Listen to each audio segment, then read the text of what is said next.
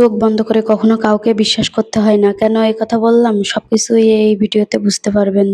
আসসালামু আলাইকুম, সবাই কেমন আছেন? আলহামদুলিল্লাহ আমি অনেক ভালো আছি। আজকে কয়েক রকম মাছ আনছিল, সেগুলোই কাটাকাটি চলছে। তারপর রান্নাবান্না করব। আর এখানে দেখতে পাচ্ছেন ২-৩ রকম মাছ আছে। পাবদা মাছ আছে, কই মাছ আছে, শিং মাছ আছে আর পাঙাশ মাছ আছে। পাঙাশ মাছটা আমার বাসায় সবসময়ই থাকে, কারণ আমার ছেলের জন্য। এটা তো আমি আগের ভিডিওতেও বলেছি। আর এই মাছ কাটাকাটি কিন্তু অনেক কষ্টসাধ্যর বিষয়। অনেকেই কিন্তু এই কাটাকাটি করতে পারে না, আবার অনেকেরই পছন্দ। যাই হোক, আমি তেমন একটা পারিও না আর আমার পছন্দও না। আমার কাছে এক কথায় বিরক্তিকর লাগে। মাছগুলো পরিষ্কার করার পর রান্নাবান্না করে খেয়ে-দিয়ে ঘুমাইছিলাম। হঠাৎ ফোন দিয়েছিল আমার হাসব্যান্ড, বলল রেডি হয়ে নিতে। আমি আবার কোনো কথা না বলেই রেডি হয়ে নিলাম। ভাবলাম কোথাও না কোথাও তো নিয়েই যাবে, পরে শোনা যাবে কোথায় নিয়ে যাবে, আগে তো রেডি হয়ে নিই। নিজে রেডি হলাম, ছেলেকে রেডি করলাম। তারপরে এই তো এখন ঘরটা লক করে বের হয়ে যাব। সে তো নিচে বাইক নিয়ে দাঁড়িয়ে আছে। এখন আমাকে নিচে নামতে বলল। যার কারণে আমি তাড়াহুড়া করেই যাচ্ছিলাম। কারণ একটু যদি আমি নিজে দেরি করি তাহলে আবার রাগ হয়ে যাবে। কিন্তু সে কিন্তু সব কাজেই দেরি করে, তাতে কোনো দোষ নাই। এই তো আমি এখন চলে যাচ্ছি।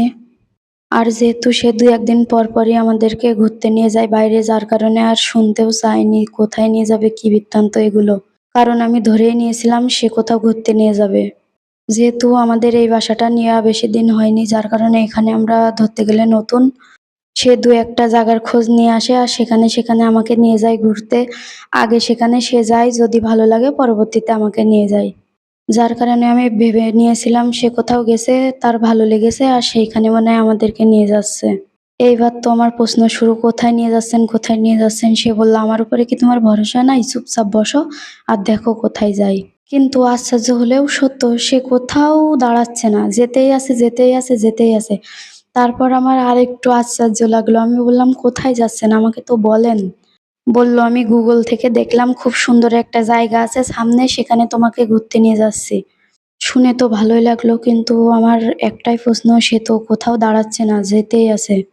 পরে সে বলছে, আমি তো গুগলে দেখছিলাম, আমার খেয়াল নাই এই রোড দিয়ে নাকি সামনের রোড দিয়ে, আমি তো কিছুই বুঝতে পারছি না। আমি বললাম, সমস্যা কি, আরেকবার দেখে নেন। সে বলল, আমার তো ফোনের মেগাবাইট শেষ, আমি তো ওয়াইফাইতে দেখে আসছিলাম, এখন আমি ঠিক করতে পারছি না। বলেন তো তখন অনুভূতিটা কেমন হয়? এই জন্যই আমি ভিডিওর প্রথমে বলছিলাম কাউকে এভাবে বিশ্বাস করা ঠিক না। তাকে বিশ্বাস করে সে একবার বলাতেই আমি রেডি হয়ে চলে আসলাম, অথচ সে কোথায় নিয়ে যাবে সে নিজেই চিনতে পারছে না। এইটা কোনো কথা বলেন তো? তার এই বিষয়টা নিয়ে আমার যে একটু মাথা গরম হয়েছে সে বুঝতেই পারছে। পরবর্তীতে আমাকে একটা মজো আর একটা দই ধরাই দিল। বলল, যাও বাসায় যাও। আজকে আর ঘোরাঘুরি হবে না, কারণ আমি ঠিক করতে পারছি না সে জায়গাটা কোথায় দেখছিলাম। যাই হোক, আমিও আর কিছু না বলে চলে আসলাম। যেহেতু সে বলছে চিনতে পারছে না আর এদিকে ফোনের মেগাবাইটও শেষ, তাই আমাদের আর ঘোরা হলো না। আসলে তখন বিষয়টা নিয়ে রাগ হচ্ছিল, কিন্তু এখন খুব হাসি পাচ্ছে। এমন কাহিনী কার সাথে হয়েছে অবশ্যই জানাবেন। আমার তো মনে হয় না কারোর সাথে এটা হয়েছে। আমার হাসব্যান্ড একটু এরকম খামখেয়ালি টাইপের। কি থেকে কি করে সে নিজেই জানে না। যাই হোক, বিষয়টা আমার কাছে এখন খুব হাস্যকর লাগছে। বাসায় এসে এখন আমি দই খাচ্ছি, আমার ছেলেকেও একটু খাওয়াচ্ছি। আর ছেলে যেহেতু দুপুরে তেমন একটা ঘুমাতে পারিনি, যার কারণে ওর ঘুম আসছিল। যাই হোক, আজকের ভিডিওটা এই পর্যন্ত। আল্লাহ হাফেজ, সবাই ভালো থাকবেন।